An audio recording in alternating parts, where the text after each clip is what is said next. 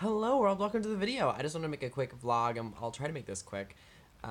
Just cause I like want to like share my feelings on the internet. Because I have done so much of this work on the internet and but I'm not really a Facebook post maker. In fact, I'm not even on Facebook except to share my videos. So, this week, wow. I literally had filmed an entirely different video that was going to go up about something entirely different, and then, activism kind of took hold. This week has been wild because I took a break from activism for a while, in like a deep sense, because I was like figuring out what I'm doing and I'm like in an emotional place. But sometimes you don't get to choose it. Sometimes it just walks into your doorstep. And so this week, Pride or Die reconvened, and like we went from intentionally waiting until July to like plan something, knowing that like we'd have such a quick turnaround, to like pushing for like a community action and doing trans pride solidarity action. You can find out more about that at Pride or Die Seattle on Facebook and Instagram. And I'm also so proud of the graphic design that I've been doing with Pride or Die.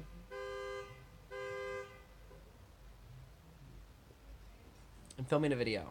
So, wow, car alarm. Anyways, part of the graphic design I've been doing for Pride or Die, you should definitely check it out at Pride or Die Seattle, all one word, on Instagram and Facebook. But we're doing solidarity action with trans pride because white supremacist groups, the far right, alt-right groups have been like showing up in Seattle and making people feel really unsafe, and they've threatened to do like an anti-trans pride thing. And so we are literally forming a human shield around the entire event, and just like having that meeting with our group really was like inspiring to dive deep into our emotions and be like, okay, what are we going to do about this? And not just a way that like makes us feel better, but like is actually going to do something. And those are challenging conversations, to be like, we're already emotional, but now we have to actually like, this isn't a cry group, this is figuring out like what's actually going to have an impact and do something that matters. Because if we're just gonna have a cry group, we might as well get on Facebook, and just share our thoughts and feelings, and never get off our butts. And so, we came up with this idea, reached out to the organizers of Trans Pride to make sure that they were okay with it, because we're like taking guidance from trans people who are in charge, and we were like, respect their wisdom, and don't assume that we know better. And they were like totally on board. And a bunch of other groups are joining, and so there's gonna be about 50 or more people. And we've had such great reaction online to our group, and it just really shows like there's a need, there's a want, and to tap into that feels really cool. Also, there's, meanwhile, back in Oregon, where my heart is, and I'm trying to return to do this work, the Clean Energy Jobs Bill, HB 2020, is having all this stuff. Timber Unity is forming, which is a group of timber industry people, and now I have to figure out, okay, well, I mean, there's a lot happening. I've had a lot of emotions. Maybe we can talk about that in another video that is not a quick video. I'm trying to, there's just like a lot happening. And so after sifting through my emotions and doing reflection, I was like, I'm going to do a video, because what is something that I can do specifically from here that's also just like something I would do anyways. Like I was literally already writing a video about HB 2020. So I'm doing a video about what are like, I mean, we're in the national headlines now. The Republican senators have literally fled the state, so the state troopers cannot arrest them and bring them back. So dramatic. But my video is focused on what are the actual issues that Timber Unity has specifically with these pieces of legislation. What specific bits of that do they have issue with? And the impacts of that, obviously, that they have issue with.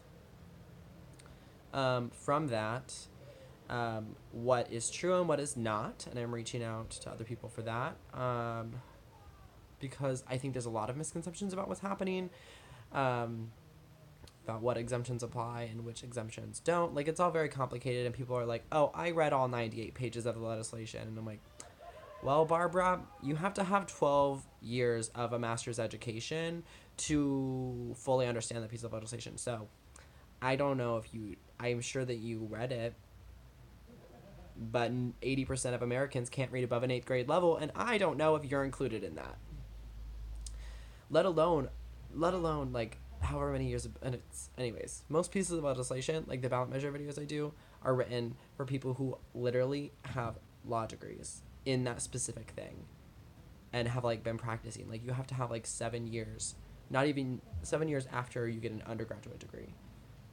Anyways, totally different thing. So I'm focusing on what is causing these issues, what is true and what is not, and really clearing up all of the confusion, because I think people are really impassioned and I think that's beautiful. There's amazing like action happening, but like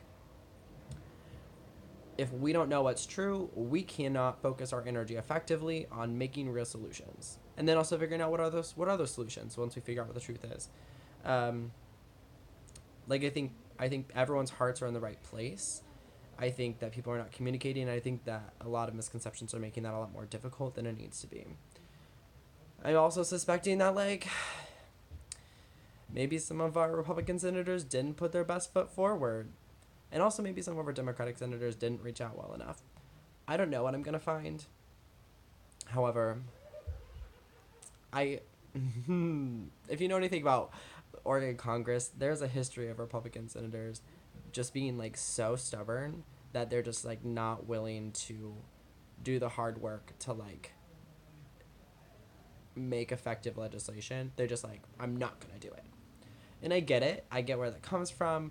Like, Oregon, rural Oregon especially, has like a tough history with the government, and that comes from like a lot of things that have happened, like Endangered Species Act and a lot of regulation of industry. So like get it, but I'm like, y'all, I cannot be at home making YouTube videos trying to get to the nitty gritty when like both Democrats and Republicans, literally whose job it is, who are getting paid when I am not. I'm getting underpaid at a totally different job. And I'm going to work on figuring out these issues.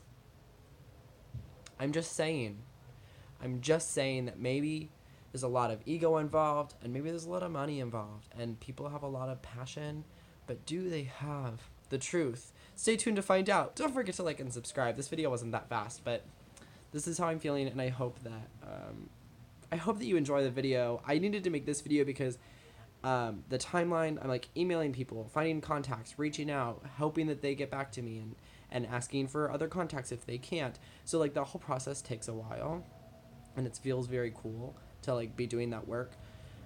But I don't know how fast my video is going to come out about the truth. So I just wanted to get this out there to let everyone know that it is coming. She is coming. Miley Cyrus's EP. Bye.